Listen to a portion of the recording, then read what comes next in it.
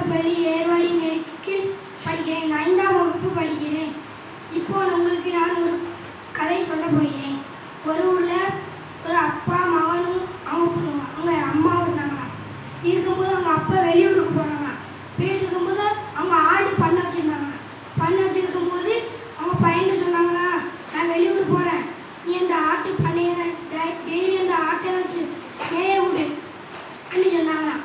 அவன் சொன்னாங்க உடல முடியாது அப்படின்னு சொல்லிட்டு இருக்கும்போது ரெண்டாவது இல்லை நீ பண்ணிதான்னு சொன்னால் சரின்னு சொன்னான்.